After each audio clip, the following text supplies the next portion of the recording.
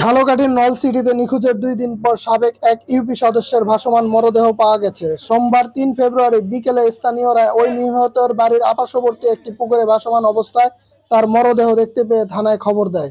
পরে পুলিশ এসে মরদেহ উদ্ধার করে মর্গে পাঠায়। নিহত সাবেক ইউপি সদস্য আফরোজা খানম ফোরকান 60। তিনি উপজেলার সিদ্ধঘাটি ইউনিয়নের দেওপাশা গ্রামের মৃত আব্দুল ওয়াহেদ খানের কন্যা ও সিদ্ধঘাটি ইউনিয়ন পরিষদের সংরক্ষিত আসনের সাবেক ইউপি সদস্য। নিহত আফরোজা খানমের ভাইয়ের ছেলে ফয়সাল খান আমান জানান, আমার ফুফু আফরোজা খানম ফোকরান গত শনিবার 1 ফেব্রুয়ারি থেকে নিখোঁজ ছিলেন। স্বজনরা তাকে বিভিন্ন জায়গায় খোঁজাখুঁজির পরও তার কোনো সন্ধান করতে পারেননি। পরে বিষয়টি গত রোববার নলছিটি থানায় একটি সাধারণ ডায়েরিভুক্ত করা হয়। আজকে বসতবাড়ির পার্শ্ববর্তী একটি পুকুর থেকে তার ভাসমান মরদেহ উদ্ধার করা হয়। এ সময় তিনি আরও জানান, কয়েক মাস আগে নিহত আমার ফুফুর একমাত্র কন্যা সন্ধ্যা আক্তার আকস্মিকভাবে মারা যায়। এরপর থেকেই ফুফু মানসিক বিকারগ্রস্ত ছিলেন। নলছিটি থানা ভারপ্রাপ্ত কর্মকর্তা ওসি মোহাম্মদ আব্দুস সালাম বিষয়টি নিশ্চিত করে জানান, আমরা পুকুরে ভাসমান অবস্থায় এক নারীর মরদেহ উদ্ধার করতে পেরেছি। এই ব্যাপারে পরবর্তী আইনি ব্যবস্থা প্রক্রিয়াধীন আছে। ডেস্ক রিপোর্ট, দৈনিক নতুন বাংলার খবর।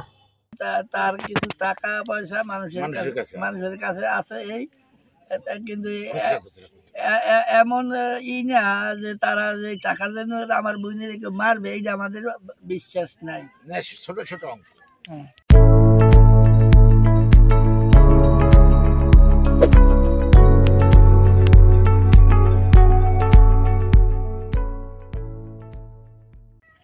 আমাদের নলছিটি থানার সাধারণ ডায়েরি নং 64 তারিখ 2/2/2025 এই তারিখ মোতাবেক এই যে ডিসিস্ট যিনি আজকে যার লাশ পাওয়া গেছে তার ভাতিজা ফয়সাল খান আনাম এখানে সাধারণ ডায়েরি করেন থানায় গিয়ে যে গত 1/2/2025 তারিখ থেকে মৃতকে খুঁজে পাওয়া যাচ্ছে না।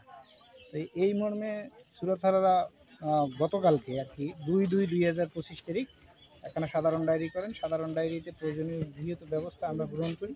তো ওদ্য আমরা খোঁজাখুঁজি করিয়া পুকুরে লাশ ভাসতে দেখা আমাদেরকে সংবাদ দেয়।